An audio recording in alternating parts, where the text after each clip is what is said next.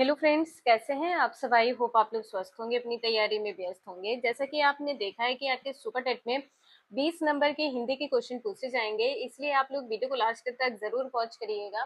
Channel पर पहली बार आए हैं तो चैनल सब्सक्राइब करके बेल आइकन प्रेस कर लीजिएगा, इससे नोटिफिकेशन आप सभी को मिलता रहेगा। तो चलिए स्टार्ट करते हैं। यहाँ पर आपसे पूछा गया है जो छा ध्वनि किसके अंतर्गत आती है ये बताना है। आंसर आपका यहाँ पर कैसे ही हो जाएगा। देखिए, जो स्पर्श व्यंजन है यहाँ से संबंधित क्वेश्चन आपके एग्जाम में 100% पूछा ही जाएगा। तो जो स्पर्श व्यंजन की संख्या होती है ये 25 होती है। स्पर्श व्यंजन की संख्या कितनी होती है? 25 होती है। स्पर्श व्यंजन होते कौन कौन से हैं? तो का वर्ग, चा वर्ग, टा वर्ग, ता वर्ग और पा वर्ग। अब यहाँ पे छह पूछा गया है तो यहाँ पर क्या हो जाएगा? संयुक्त व्यंजन हो जाएगा या संयुक्त वर्ण हो जाएगा। छह देखिए, जो संयुक्त वर्ण है ये कितने होते हैं? तो ये 4 होते हैं। संयुक्त वर्ण कौन कौन से होते हैं? तो छ, त्र, ज्ञ और श्र होता है। छत्रंग, ज्ञ, श्र होता है। का वर्ग में क्या हो जाएगा? आप सभी को पता है का वर्ग में का के बाद में खा, का, खा, गा, घा, अंगा हो जाएगा। और यहाँ पर चा वर्ग में चा, छा, जा, झा, इया हो जाएगा। टा वर्ग में टा, ठा, डा, ढा, अड़ा हो जाएगा। ता वर्ग में क्या हो जाएगा? ता के बाद में था, ता, था, दा, धा, ना हो जाएगा। पा वर्ग में पा, फा, बा, भा, मा हो जाएगा। तो ये सभी क्या है? ये सभी आपके स्पर्श व्यंजन है। क्या आपको पता है जो नासिक के व्यंजन है वो कौन कौन से होते हैं? तो जो नासिक के व्यंजन है, प्रत्येक वर्ग का पांचवा वर्ण, प्रत्येक वर्ग का पांचवा वर्ण ये क्या कहलाएगा? नासिक्य कहलाएगा। ये क्या कहलाएगा? नासिक्य कहलाएगा। आंसर आपका यहाँ पर क्या सही है? सी, संयुक्त व्यंजन। और आपको पता है कि जो छ वर्ग है किससे बना है? तो ये बना किससे है? ये बना है छ वर्ण किससे बना है? ये बना है आधा का और प्लस सा से। तो इस प्रकार से आप लोग याद रखिएगा, आपके एग्जाम में क्वेश्चन पूछा जा सकता है। त्रा में तो आपको बोलने से ही पता चल रहा है। त्रा में क्या हो जाएगा? आधा ता पूरा रा हो जाएगा। इसके बाद में यहाँ पर ज्ञा में क्या हो जाएगा? ज्ञा में आधा जा हो जाएगा और इया हो जाएगा। श्रा में क्या हो जाएगा? शा हो जाएगा और यहाँ पर रा हो जाएगा। तो यहाँ पर क्या हो जाएगा? श हो जाएगा। नेक्स्ट है, हिंदी शब्दकोश में छ का क्रम किस वर्ण के बाद में आता है? आंसर आपका पहला सही हो जाएगा, का हो जाएगा। जैसा कि अभी आपने देखा है संयुक्त व्यंजन कितने होते हैं? 4 होते हैं। अगर आपसे छ का वर्ण पूछा जाए किन वर्णों से मिलकर बना होता है तो आधा का प्लस शा हो जाएगा, इस प्रकार से। और आपको पता होगा दंत्य वर्ण कौन कौन से होते हैं या कौन सा है? दंतव्य, दंतव्य वर्ण। तो देखिए यहाँ पर कंठ के बाद में क्या आता है? कंठ के बाद में तालु है, कंठ तालु। इसके बाद में यहाँ पर मूर्धा हो जाएगा। मूर्धा के बाद में यहाँ पर दंत हो जाएगा। मूर्धा के बाद में दंत हो जाएगा। दंत के बाद में ओष्ठ हो जाएगा। ओष्ठ हो जाएगा। देखिए कंठ में क्या होगा? का वर्ग हो जाएगा। तालु में चा वर्ग हो जाएगा। मूर्धा में टा वर्ग हो जाएगा। दंत में ता वर्ग हो जाएगा। ओष्ठ में पा वर्ग हो जाएगा। तो दंत वर्ण में आपसे पूछा गया है तो यहाँ पर क्या हो जाएगा? ता, था, दा, धा, ना हो जाएगा। जो ना है आप लोग कमेंट करके बताइएगा ये वर्ण है कौन सा? संयुक्त व्यंजन में आएगा या संयुक्त में आएगा या स्पर्श में आएगा या संघर्षी में आएगा या संघर्षी में आएगा या ये नासिक व्यंजन है या नासिक्य। आप लोग कमेंट करके बताइएगा 4 ऑप्शन में से कौन सा ऑप्शन सही है और क्यों। तो आंसर आपने यहाँ पर देखा है, पहला सही है। नेक्स्ट है ज्ञा वर्ण किन वर्णों के संयोग से बना है? तो ज्ञा में आपको पता है लास्ट में या आ रहा है, तो धा और न्या तो नहीं होगा। यहाँ पर बी आंसर आपका सही हो जाएगा।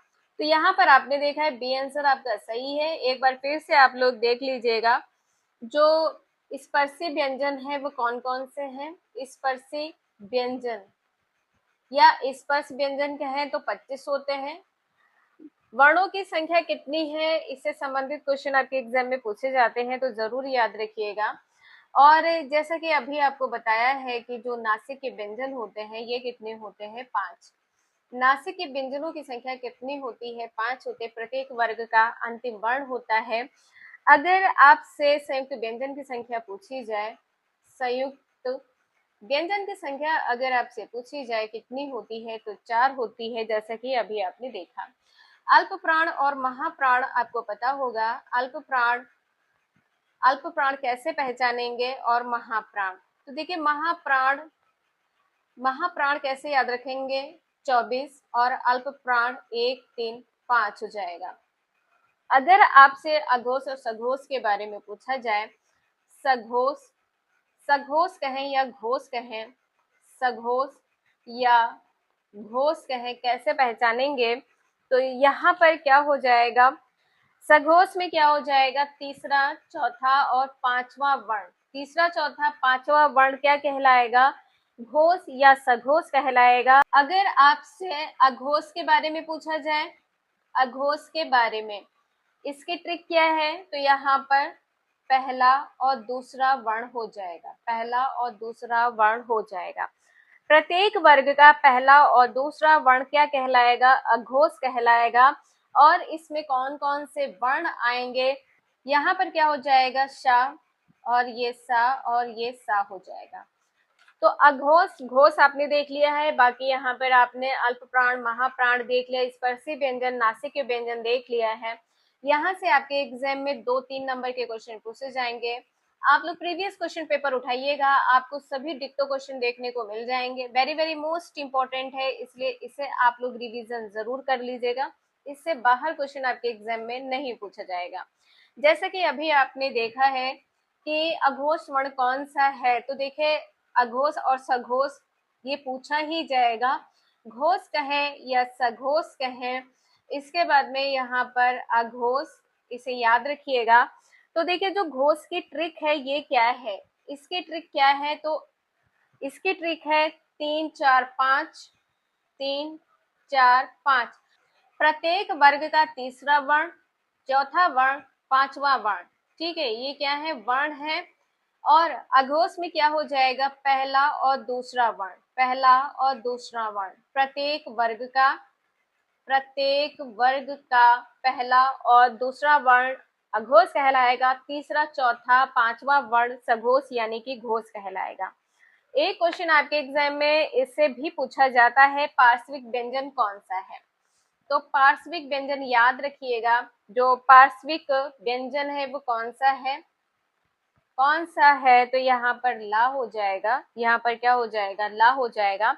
अगर आपसे लुंठित व्यंजन पूछा जाए, अगर आपसे लुंठित व्यंजन पूछा जाए, तो यहाँ पर क्या हो जाएगा, रा हो जाएगा। ठीक है, यहाँ पर क्या हो जाएगा, रा हो जाएगा।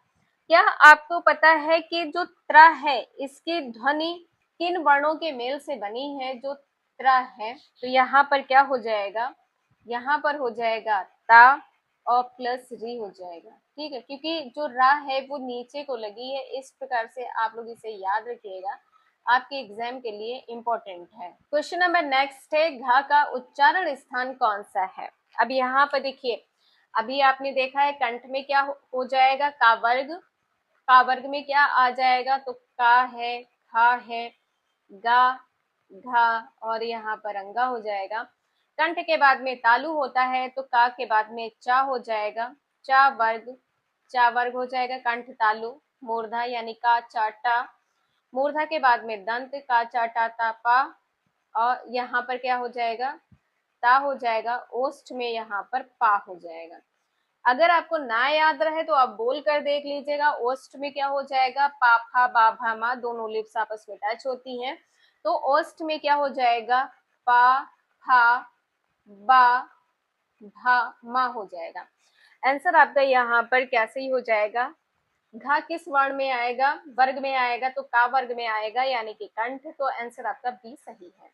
नेक्स्ट है, इनमें से संयुक्त व्यंजन कौन सा है। तो संयुक्त व्यंजन यहाँ पर अभी आपने देखा था, छ, त्र, ज्ञा, और यहाँ पर श्रा हो जाएगा। तो आंसर आपका यहाँ पर क्या हो जाएगा, बी। आंसर बी यहाँ पर आपका सही है। एक बार फिर से आप लोग देख लीजिए, यहाँ पर जो छ है किन वर्णों के मेल से बना है, आधा का प्लस, इस प्रकार से ये सा रहेगा। त्रा में क्या रहेगा, तो आधा ता रहेगा, यहाँ पर रा हो जाएगा, ज्ञा में आधा जा होगा और या हो जाएगा।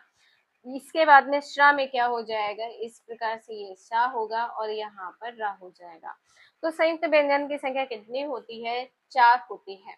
क्वेश्चन नंबर नेक्स्ट है, यहाँ पर आपको बताना है निम्नलिखित में से कौन सा वर्ण उच्चारण की दृष्टि से दंत नहीं है। दंत आप लोग बोलकर देख लीजिए।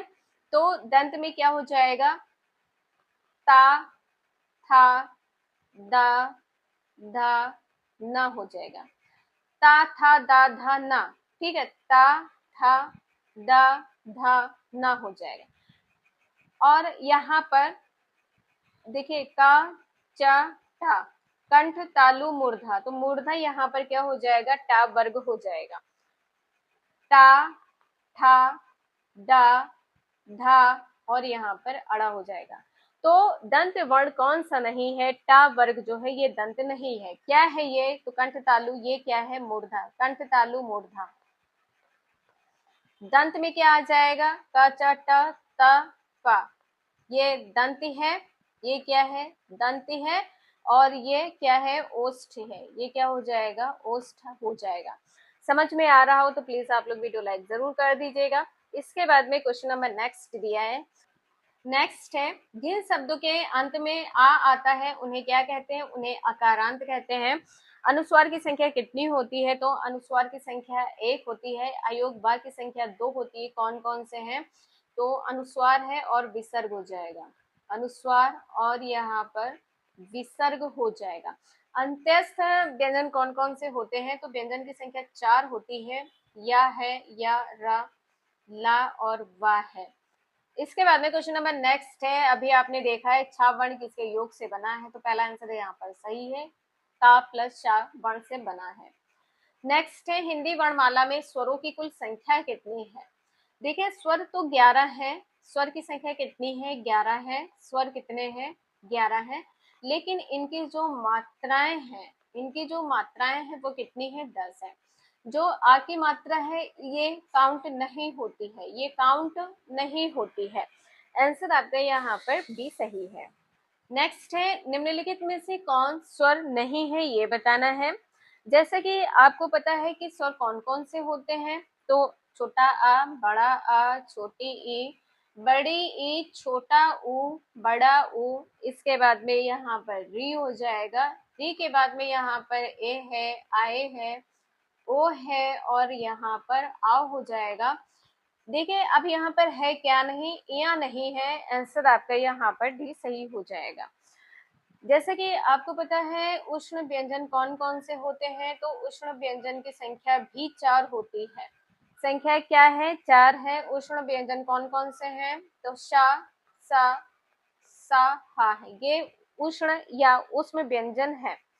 अगर आपसे द्विगुण व्यंजन या उत्क्षिप्त व्यंजन पूछ लिया जाए, आप लोग कमेंट करके बताएं उत्क्षिप्त व्यंजन कौन कौन से हैं। उत्क्षिप्त व्यंजन आप लोग कमेंट करके बताएं कौन कौन से हैं, आपके एग्जाम में ये क्वेश्चन पूछा गया है।